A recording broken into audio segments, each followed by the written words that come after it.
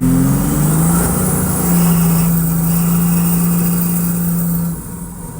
shit.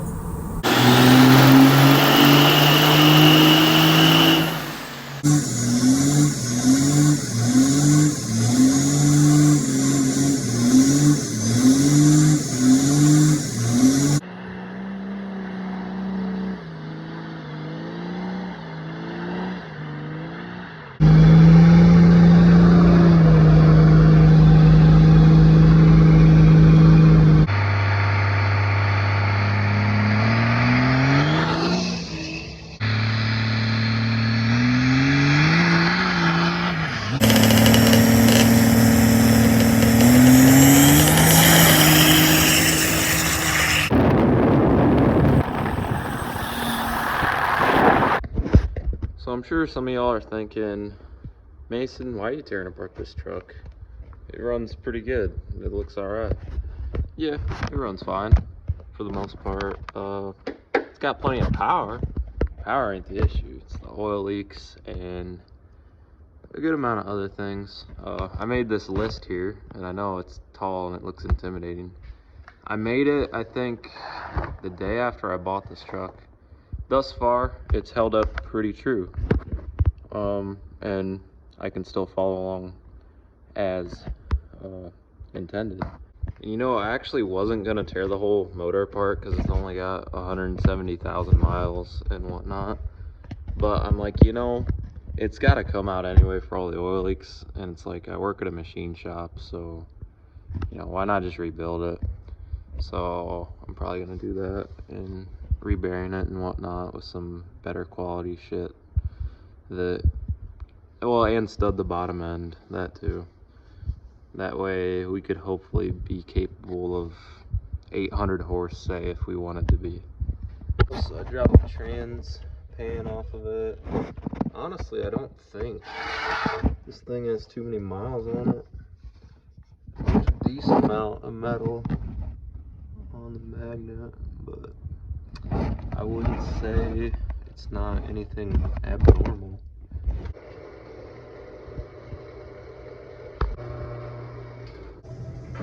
Oh my gosh, dude, look how clean that turned out. That is awesome.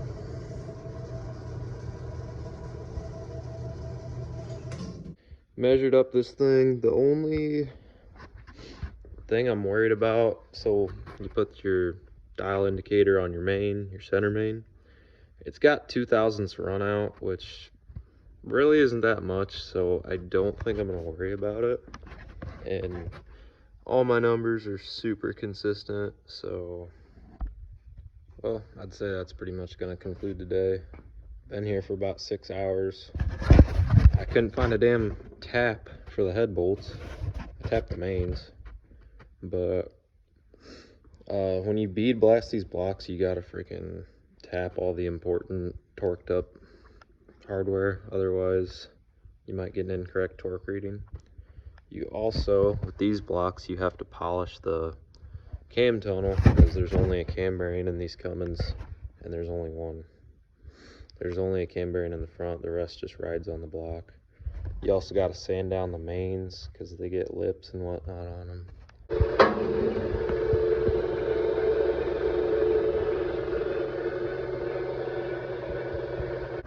So these Cummins rods that I got here were actually 1.5 thousandths, 2,000ths out around on the rod bore side. And I took it to some people, and I'm like, well, recondition these rods, whatnot, and make them, you know, all circular again. But with how they're angled and how this tang is over here, you can't really do it. We can't set it up in our normal rod cutter where you cut the caps and the rod, and you can't do it just the normal way. So this is our other option. You take a mill and you put your rod cap in there. You can only cut the rod cap to shrink up that circle. So you just get it leveled up, and then I'll show the before and after, but cut that across. Make sure you don't get into this chamfer over here on this side. Level it up and take off like the smallest amount you can, like just enough to clean it up. And that's all you got to do. And then I'll show you how to hone it.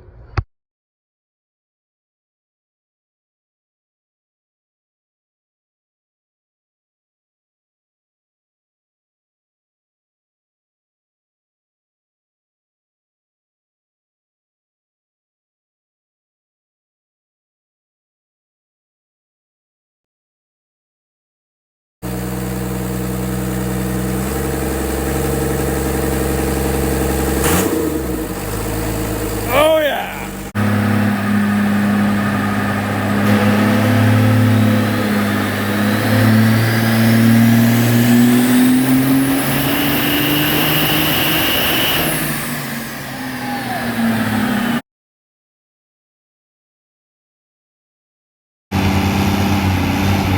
Alright, Hot Street Diesel, second run, Wyatt Derrick on that.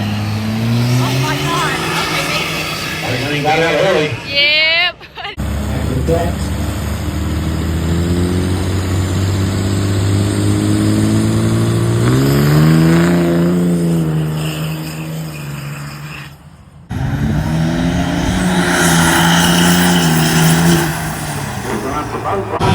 Get ready to about 4 to 600. Get ready.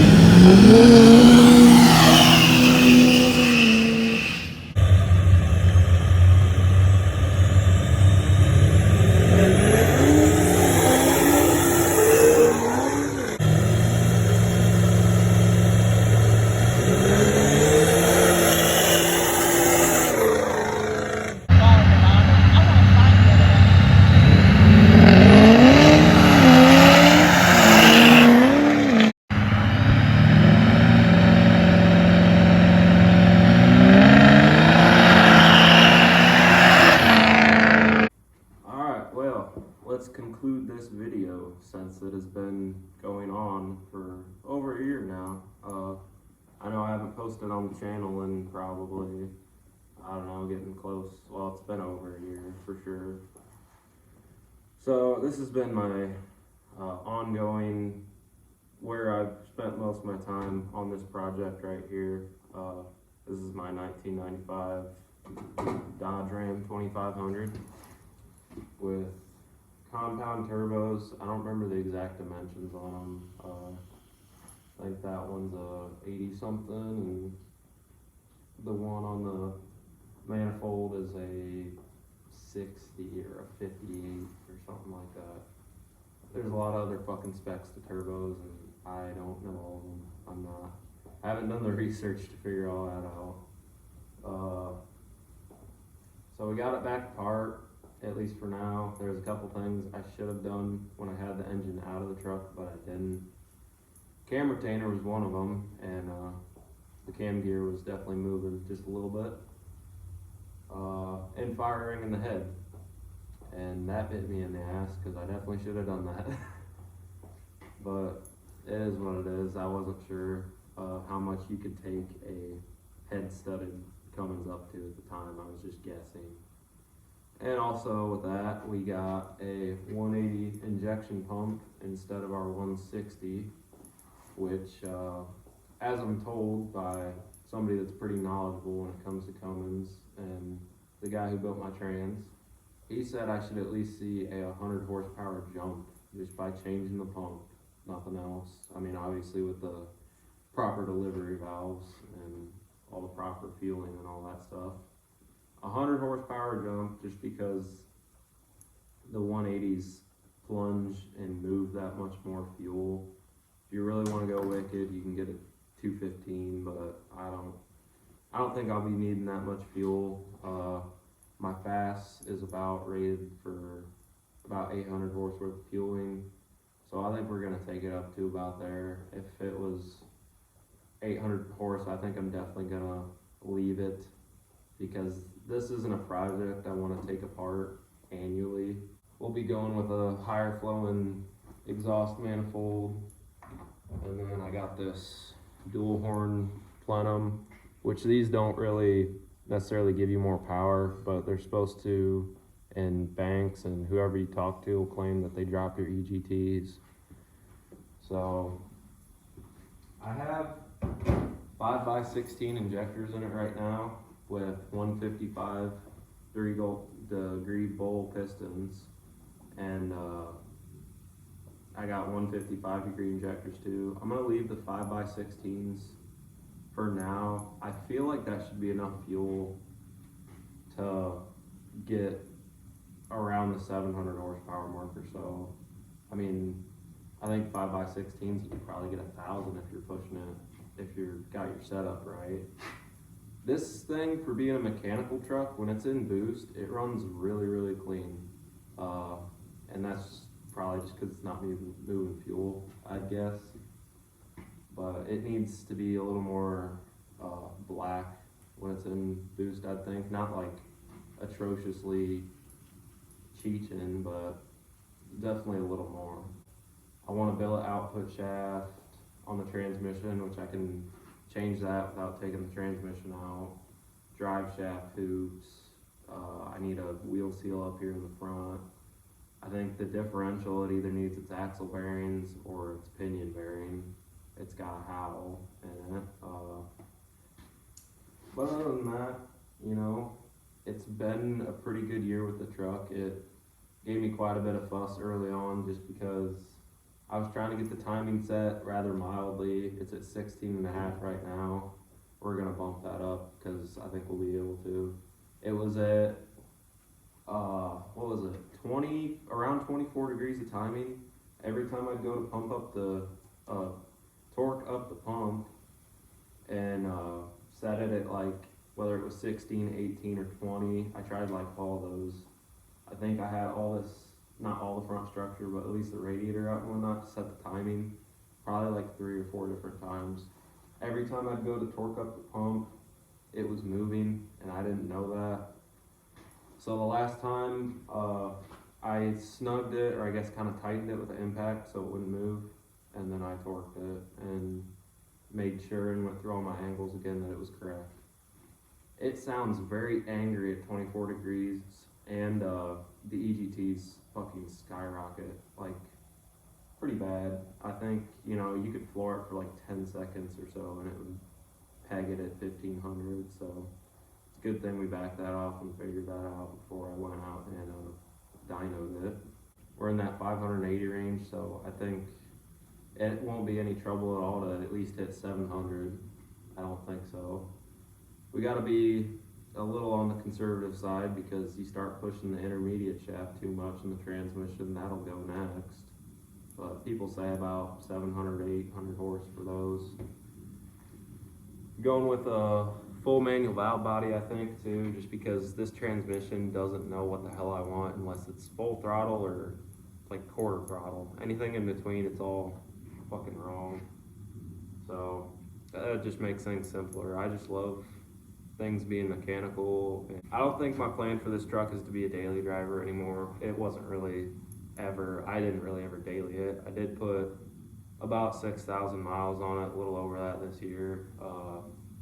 And it sucks to cruise on the highway, not to mention the suspension is god awful. But yeah, I think if they end up doing the Freedom Truck Meet in Van Wert again, I think I'm gonna go out there and hit the dyno again next year. But as far as now, I haven't heard anything about 2026. Could have something to do possibly with the guy that drove into the pond that thought it was pavement, I guess. He may have been a little hard on the liquor that night. But yeah, company truck and a truck full of people and drove into a pond. Hopefully I can have it back out if I work decently at it, you know, hopefully I can have it back out by, the earliest event I seen was April 11th, and I'll look about having it out by then, but I'm not gonna rush and freaking kill myself working on it like what I did last year, I don't think. We got a lot less stuff to do than we did last year too.